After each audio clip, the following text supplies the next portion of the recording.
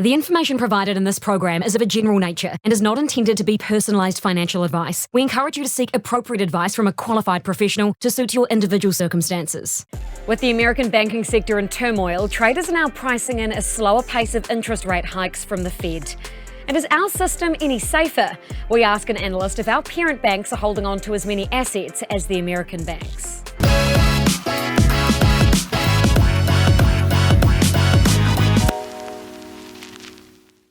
It's Friday the 17th of March and you're watching Markets with Madison.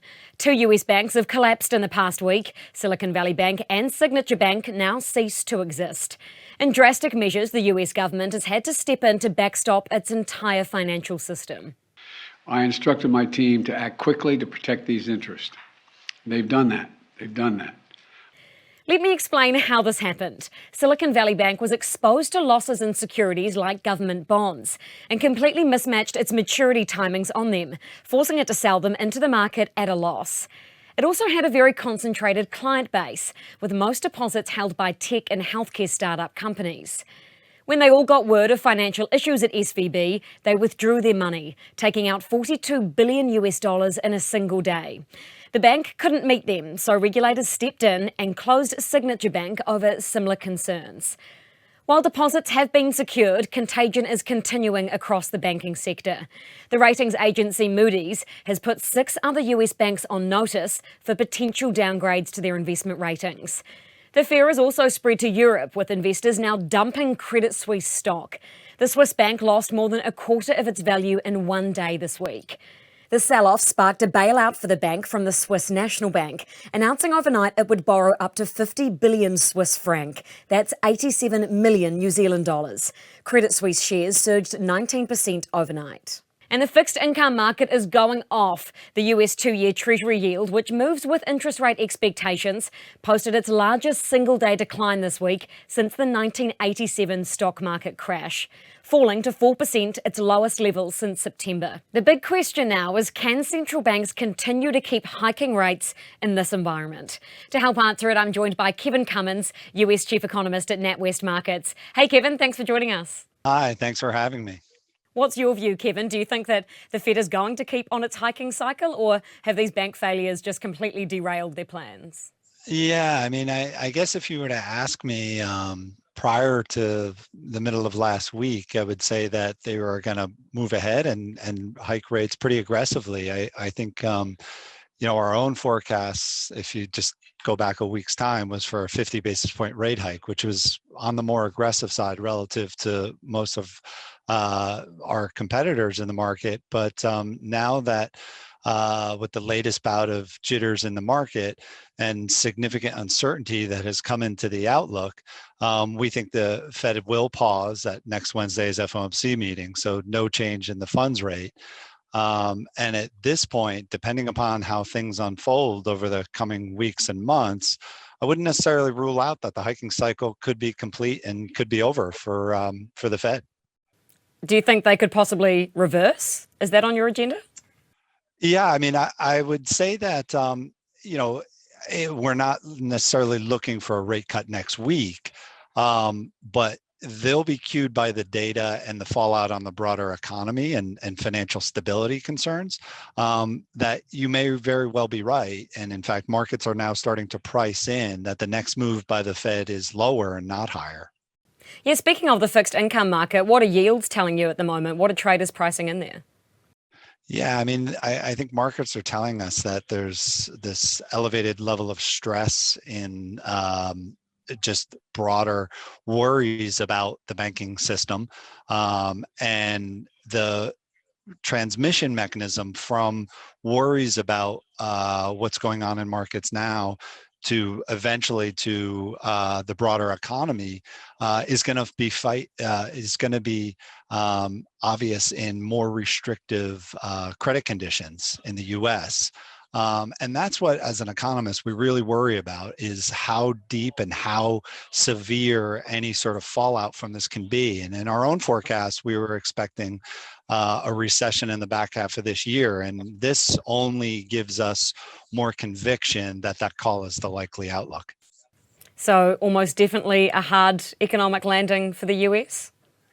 Yeah, well, it's obviously very difficult to handicap at this time, but it definitely lends support to the call that we're going to slip into a recession, maybe even sooner than we think. I mean, we show negative outright GDP growth in Q3 and Q4, and I feel much more. With some more conviction that, if anything, it could even come in the second quarter. Now, this morning we had retail sales data that suggested, at least prior to this flare up in markets and what's going on in the banking sector, the economy still seems to be on a pace towards growth in the first 2 months of the year. But I think this is enough of a game changer that the level of uncertainty is only a negative. Kevin, what is the major underlying factor that contributes to your conviction that the Fed is not going to increase rates this time around? Is it obviously because of these banking failures, but is it more so because of the backstop measures that they've had to put in place? Yeah, well, those actions, I think, were the right course of action from the Fed, along with, a coordinated move by getting the approval through Treasury and the FDIC. But it's the Fed's job to worry about the domestic economy. Now, obviously, we've had an inflation problem, like many central banks around the world have had this inflation problem that the Fed's been very aggressive. But I think by them if pushing forward and continuing to hike rates, that's only going to exacerbate the problem with higher rates. And this is one of the symptoms of tightening policy and higher interest rates, is that you start to see cracks in the system. And I think it's probably the right move for them to just pause next week. I don't think the Fed is necessarily going to signal that they're going to be done with the rate hike cycle. That's our own forecast, is that they're going to be done. But I think, over the course of time, the Fed's going to come around to that view that the economy probably is going to be showing more evidence of weakness. We may start to see a rise in the unemployment rate quicker than what we've seen so far, because right now the unemployment rate has barely moved off its all-time low. Your inflation in the US at the moment, though, just came in at 6% for the year to February. So can the Fed actually afford to stop hiking rates with inflation still that high? Yeah, I mean, that's what it causes a problem for the Fed to communicate this. So I think that, they are gonna try to kind of thread the needle. Powell will go out and have a press conference where I think he will try to sound like he's still very focused on inflation, rightfully so, because as you mentioned, it's way above their 2% target. But I think if our forecast is right and inflation does start to moderate later this year, and there's now these increased risk about a more systemic, maybe financial stability risk, that they'll put that ahead of inflation, which is a lagging indicator. We've been surprised the persistence of it. And I think that'll keep him talking tough, that presumably, even if they do pause next week, that their own forecast is that they'll ultimately start to resume rate hikes down the road. But I don't think that that's the likely scenario. I think once the Fed stops, they'll probably stop their QT as well. So I think, all bets are off for the Fed, from that perspective of continuing to push higher, because some of these lagging indicators like inflation, I think if the economy is really slowing down much more significantly, ultimately inflation will start to show more evidence of slowing, that the Fed can feel a bit more comfortable with the idea that they may start to think about easing rates at some point. All bets certainly are off now that banks are failing. Hey, nice to chat to you, Kevin. Thanks so much for your time. Okay, Madison, thank you. Let's take a look at how markets have responded this week. Europe's FTSE fell almost 4% yesterday, taking it down more than 7% for the week. Our market not really having the best time either. Regional bank stocks in the US have suffered the most, coming off a cliff this week over concerns they could all face deposit withdrawals too. But that could benefit the big banks. The Bank of America says it's had $15 billion of deposits come its way this week. Jarden Global Equity analyst Ben Stewart explains how the big banks are clipping the ticket amid the turmoil. If you're moving the deposits from one bank to another, a bank on the other side of holding a deposit, when they hold the deposits, they'll take that money and go and invest it in securities, so long-term debt, government debt, some mortgage-backed securities, some short-term government debt, and they've got this mix of capital which is sitting on the balance sheet of the bank and giving them interest versus what they have to give out in terms of deposits. And so when they have people pulling their deposits all of a sudden, they have to go into the market and sell off those holdings, whether it's mortgage-backed securities, whether it's treasuries, whether it's corporate bonds. They have to go and just get rid of them as soon as possible. But when they go and sell them, they're selling them through Morgan Stanley, JP Morgan, etc. And those guys are making the price on some of those securities. At the same time, their balance sheets are receiving deposits from people who pulled their money out and they want to save the bank.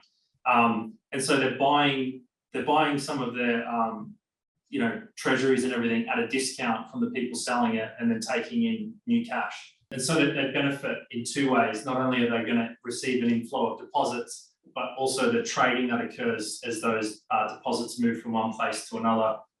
They're clipping the ticket on. I described it to one advisor who works with a lot of farmers as it's like moving your sheep from one paddock to another, and the road is owned by the bank, but there's wolves who pick off a couple of sheep on the way. Now, you may be wondering, do New Zealand banks face any of the same risks? Morningstar senior analyst Nathan Zai has already done the numbers. Hey, Nathan. No, thanks for having me. Do our banks face the same risks that the likes of Silicon Valley Bank faced? No, I don't think so. I think it's a different business model in the first place. Like our banks, they typically use customer deposits to fund loans. So the interest income they're getting covers the interest on the deposits. And those investments in securities is a much smaller percentage of their assets. So the chance of big losses, creating a need for an equity raising and a run on deposits, it seems like a very, very low probability of occurring. The regulatory oversight in Australia and New Zealand has it been particularly important on that front too, making sure these banks are well capitalised and they have very high levels of liquidity as well. That's good news, at least. So how much of our bank's net assets do they hold in these loss-making securities like US Treasury bonds compared to how much Silicon Valley Bank held?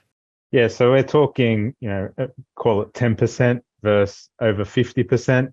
And that's one part of the problem. The other thing is the Australian banks have to hedge those positions too for interest rate risk. They have to hold more capital as their values fall. So there are mechanisms which, have seen the banks hold more capital for these unrealized losses that they're sitting on already, and they have hedges in place. So the downside risk is mitigated on a few fronts, even though it is a smaller percentage of their assets to begin with. How about the maturity on these assets as well? Are our banks better at timing and matching up the timing of those maturities compared to US regional banks? Yeah, definitely. I think that's part of what they're doing when they invest in those securities is to match their assets and liabilities, and then they hedge as well. So, something like a SVB bank, it had all these deposits. It was looking for a return. So it went for the longer dated stuff to make money. And it's not really, the business model that the Australian banks are operating. And, the customer deposits that flew in to SVB Bank, they came out just as quickly. And we don't think similar thing could happen with the Aussie banks, which is really important because 40 to 50% of those deposits are retail deposits.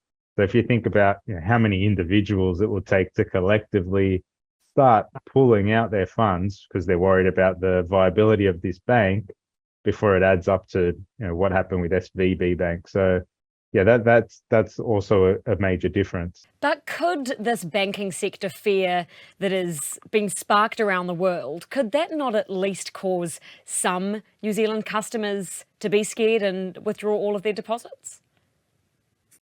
It could.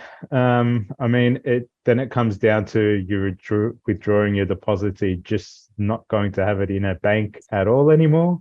I think people are genuinely comfortable that the government is backstopping the $250,000. And look, it looks like they've shown that they'll bail out the banks or the deposit holder, I should say, for more if it comes down to it as well. So I think the thing that's probably a little bit more likely is you see a flight to bigger banks from smaller banks. So that's probably a risk for the smaller banks more so than the bigger banks, I think. So ultimately, bottom line, Nathan, our banks are better asset managers than the likes of Silicon Valley Bank or Signature Bank. Yeah, I think so. And the regulator has kept a closer eye on them too. I think that's one benefit of a consolidated banking system. Thanks so much for your time, Nathan. Nice to chat to you. Nice, thank you. Our coverage of this banking fallout is all over the nzherald.co.nz and our social media channels. I've had some incredible feedback on exactly what you want to know about this crisis, so please do keep it coming. Now go put your money to work.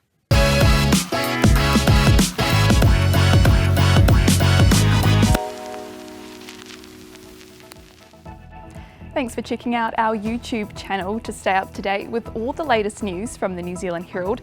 Click the subscribe button below or check out one of the videos here and head over to nzherald.co.nz for more details on these stories and more.